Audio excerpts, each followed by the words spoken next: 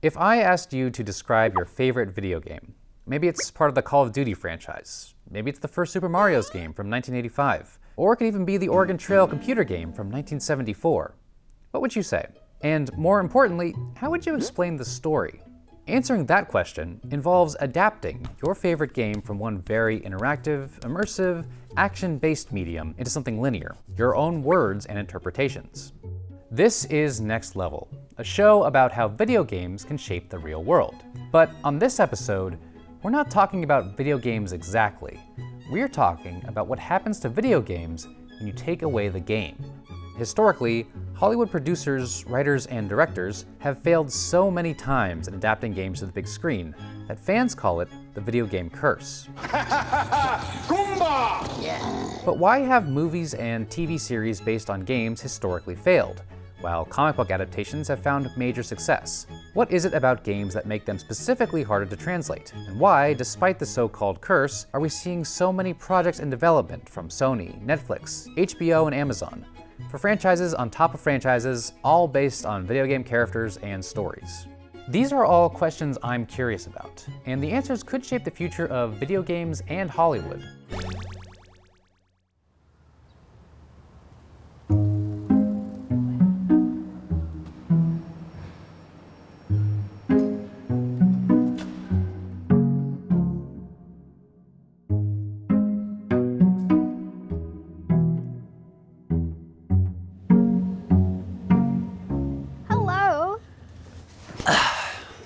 So, video game adaptations. Historically and objectively bad. Like, there's a lot of data to back up how bad they are.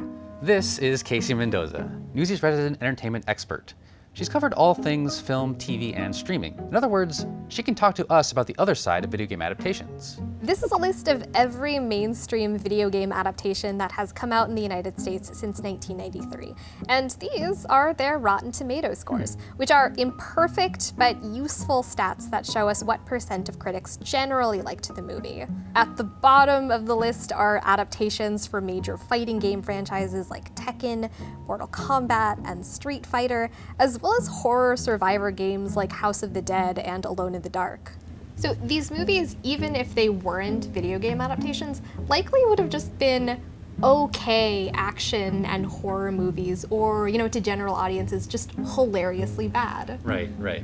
But as they were marketed as being adapted from video games, they really just seemed to take the game's characters and a loose interpretation of the story and slapped it on these trope-filled projects as a way to profit off fans. Of the 51 movies produced since 1993, more than a quarter were box office flops, like Tekken, which lost $28 million, or Final Fantasy: The Spirits Within, which lost $51 million. Overall, video game adaptations have grossed $7.1 billion, with an average profit of $89.6 million. But even as some films were financial successes, most have been major failures in the eyes of critics and fans of the original source material. I met several of them at this summer's San Diego Comic-Con who either looked at video game movies with sympathetic endearment or utter confusion. There are some really great adaptations out there like Sonic the Hedgehog, but then there are really, really bad ones like Assassin's Creed, Street Fighter. Oh God, the first Mortal Kombat, it's a classic. In each of us, there burns the fury of a warrior. It's bad, but it's good bad. And then there's so bad it's entertaining, Street Fighter. I'm going to kick Bison's ass. I think what it boils down to is that at the time, a lot of these filmmakers weren't gamers themselves. Video games compared to everything else is a relatively new medium. There was a lot of people who didn't grow up with gaming as a pastime. You can see some improvement in recent years, but the average score for video game adaptations on Rotten Tomatoes is still just 27%. Okay, so the Rotten Tomatoes score isn't the last word on this. For one, I think the first Pokemon movie deserves way more credit, but that was a movie that leaned on our existing enthusiasm for the franchise. It was cool when Mew showed up because, that's Mew, he's super rare. What's he doing there, Oh, 4-year-old Casey would have absolutely agreed with you. But I'm sorry, that aged me. But critics at the time, several of which were people who didn't play Pokemon, they didn't understand the appeal this had to the fans of the game, many of which were children. Right. And then a lot of other critics called it, 90-minute commercials or very obvious cash grabs. Right, and that perspective is totally fair from somebody who isn't actually a fan of the existing franchise. It often feels like these studios have to choose between appealing to a niche audience of gamers who already have enthusiasm for the product, You've been waiting for this all your life? Yes, as long as I've known it's been happening. or making a broadly appealing sort of generic film that just has a brand name slapped on top of it. Can you explain Pokemon to me? Very vaguely. They have Powerballs, that's all I know. Finding the sweet spot and appealing to both audiences at once is a tough task. That's definitely one of the hardest parts of adapting any popular piece of fiction from one medium to another. But there's one more video game adaptation I want to highlight that failed to reach both gamers and general audiences. Somehow joined and contiguous with our home. Mario Brothers Plumbing, no leak too small. Oh no. We're going back to the very beginning of this history, the 1993 Super Mario Brothers movie. Okay, all right. Go ahead and say it. Dinosaur. Super Mario Brothers is the first live-action feature film based on a video game. The film had an estimated budget of $48 million, but it made less than half of that at the box office. It's a prime example of the difficulties of adapting a game's story into an appealing cinematic story for general audiences. With a Rotten Tomatoes score of 28%, the film was heavily criticized for being overproduced, yet having no real story, and specifically, no real story that was even close to emulating what made the Mario games so beloved. The movie dropped Mario and Luigi into New York City, and then translated the game's bright, colorful, and cartoonish Mushroom Kingdom into an underground, dimly lit, techno-dystopian world with animatronic dinosaurs and monsters that look nothing like the simple pixelated and endearingly cute creatures from the original game.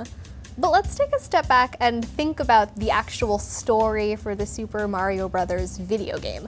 Matt, explain the story to me. So, it's a tale as old as time. Boy meets girl, girl is kidnapped by a horrible monster, boy has to make his way through a series of monsters and traps to free her. Simple stuff, right? Sure. That's also the gist of several other video games and pop culture franchises. And technically the movie loosely accomplished that, but it doesn't work here because it doesn't match the tone of the original source material. It doesn't feel familiar to the audience that was likely most excited to see this movie. And most importantly, we're missing something fundamental to the way the game told the story. Yahoo! 皆さん、こんにちは。 That is Shigeru Miyamoto, the game designer behind some of the most well-known video game franchises of all time: Mario, The Legend of Zelda, and Donkey Kong.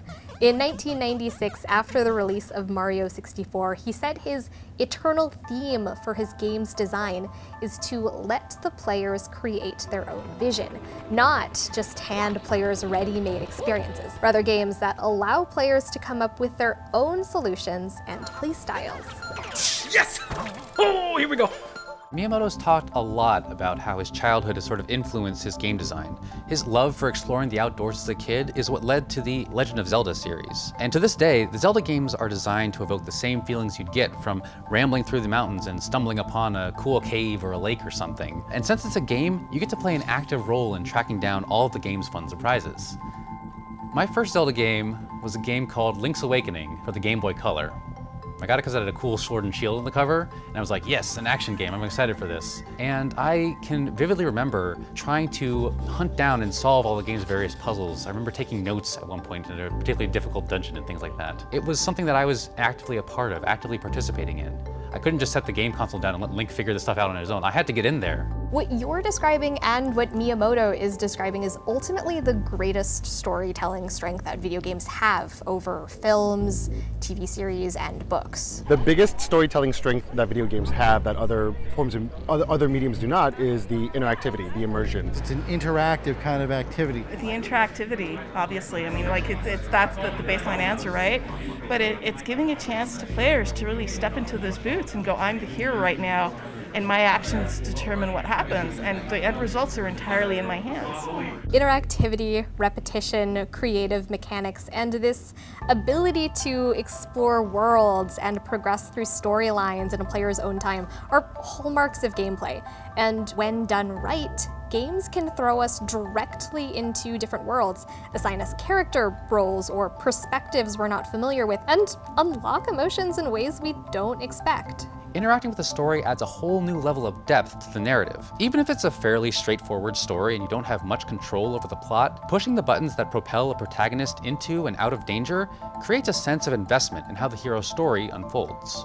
Being able to take the player as a part of the adventure and sort of having that increased level of not just interactivity, but interactivity and moral choice based on the player action, that's actually where the strength of games lies a lot more. While I was at Comic-Con, I got a chance to chat with Shelman Bird, an executive producer with Warner Brothers Games, and the head of one of the company's newest projects, Multiverses, which combines gaming and Hollywood in another way by letting players fight each other with characters from DC, Cartoon Network, Looney Tunes, and even Game of Thrones.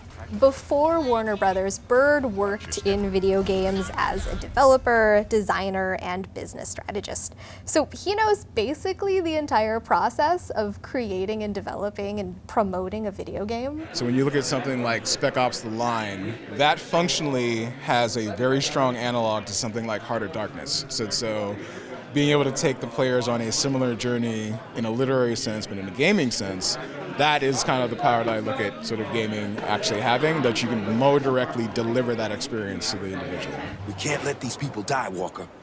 You know it's the right call. Spec Ops is a bizarre, compelling game. Sort of presents as a gung-ho military shooter at first, but gradually unfolds into a hellish trip through the broken mind of a soldier. Really brutal, too. I would very often feel physically drained after playing it. Deep down, you knew we all had to die. But overall, a really powerful and really effective experience. The game's designers intentionally used the third-person shooter gameplay, which, has been a mainstay in video games since the 70s, to force gamers into these morally ambiguous decisions about war. Yeah, Spec Ops uses a storytelling technique that's kind of unique to games, where the game narrative forces the player to commit some sort of moral breach and then rubs the player's nose in the ensuing consequences of that. For Spec Ops, there's a moment in the game where it essentially forces your character to commit a war crime. You've seen what this does. You know we might not have a choice, Lugo. There's always a choice. You end up dropping bombs full of white phosphorus from a drone on an enemy position from up on high. And then the game kind of forces your character to wade through the horrific destruction that bombing caused. There's plenty of other stories out there about the depersonalization of drone warfare, but putting the player's finger on the trigger is a really powerful experience that no other medium can really replicate. I'm not personally a fan of shooters, so I've never played the game, but I am a fan of any piece of fiction that uses interactive storytelling to make me actively question my own sense of morality, ethics, and reason. It sounds like you have another thing you want to talk about here. Oh, I do, and I brought it with me. Oh. It's just one of my favorite games, and it's called Papers, Please. Ah, yes. Papers, Please is an indie game where you take on the role of an immigration officer at a border crossing of the fictional country of Arstoska. This whole screen is the story, a counter where you check border documents and passports, read the newspaper of the day, and use these 2 stamps to either deny or approve entry into the country. You're the main character of this dark immigration allegory, and as you play the game, the rules of entry are determined by mostly off-screen events happening in the game's world. Terrorist attacks, strained foreign relations, and a crumbling economy. And the character you play as has bills to pay and a family to support, and those pressures keep you at your desk day by fictional day, trying to keep up with the changing rules of your position. It's the repetition of your interactions with immigrants and citizens that deepens players' emotional ties to the story, simulating, without a linear story, the real world and historical struggles of immigration crises, state violence, and political hostility. It's not something I think could translate easily from this non-linear, decision-based interactive medium into something more passive like a film or TV series. So fun fact, there is a really good Papers, Please fan film. It's about 10 minutes long and is kind of a mood piece that sort of accurately captures the feel of the game. But even watching that film, I mean, you feel sympathy for the main character, but you don't get the same sense of crushing pressure that the game can give you. It's an adaptation that leans into what movies do well, but because of that, it can't quite get to the exact same story that the game does. Okay, so we've talked about the video game curse and the big reasons why video games are hard to adapt and bring to the screen. But why do people keep trying to make these adaptations? And is there any hope on the horizon for these adaptations going forward? Both are great questions, and that's where we get more into the business side of this conversation. And we've touched on it before when, we talked about what it meant and what it looked like when these big studios slapped well-known characters and storylines into not so great adaptations. Yeah. Every major Hollywood studio right now is battling for intellectual property with which to create the next big franchise. Everyone wants the next Marvel Cinematic Universe, the next Star Wars, or the next Lord of the Rings. And as fun as this all can be for fans, it's really important to remember that these are just strategic business decisions. Since 2001, nearly every top grossing movie of the year has either been a sequel or part of an existing franchise. And in 2021, franchise films and sequels made up 9 out of the top 10 highest grossing movies of the year. For the most part, these big franchises have been coming out from older movies, books, or comic books with massive pre-existing fan bases and so many characters, stories, and really entire universes to build from. Hence the multiverses. A confusing amount of multiverses. There are at least 20 video game movie adaptations in development right now. That's not counting TV. And from a business perspective, these franchises check off all the boxes for strong intellectual property. Pre-existing fan bases, a strong history of sales, opportunities for merchandising, and compelling stories and worlds. So that's why, despite the checkered history of video game adaptations, Netflix is coming out with a film adaptation for the popular BioShock trilogy. HBO is turning The Last of Us games into a series starring Pedro Pascal. And Amazon is turning the critically acclaimed Disco Elysium into a series for its own platform. So we're prospectively standing on the precipice of a golden age of video game adaptations. Yes. And did every company just kind of decide to do this all at once? Sorta. There was one recent movie that got folks, fans and studios both, really excited. I'm Sonic, a little ball of super energy in an extremely handsome package. Paramount did it with Sonic the Hedgehog not once, but twice. Both movies, very solid storytelling. Unstoppable. You really create a great personality for Sonic, you create a great Dr. Eggman, you get Tails and Knuckles in there, you create some great characters in an original story. The Sonic movies did so well in theaters. The first one broke the box office record for biggest opening for a video game adaptation, and then that record was broken by the sequel. And I remember the trailer for the first Sonic movie came out and went viral, but not for the best reasons. Oh my god, I remember. Fans were horrified by the original animation of the character. Who is this cartoonish blue hedgehog who can run really fast? Meow? He looked more human, and fans were so critical to the point that Paramount actually redesigned the character to look like the original video game character. Remember, this was months before the movie was set to come out. Yeah, you don't really think about how weird human teeth are until you see them in a place that they really shouldn't be. The original Sonic design tried to model a semi-realistic hedgehog-human hybrid, but that's not what people want. They want the cartoon character that they grew up with all those years ago. So spare a thought for all the poor VFX artists that had to rework that character entirely in a matter of months.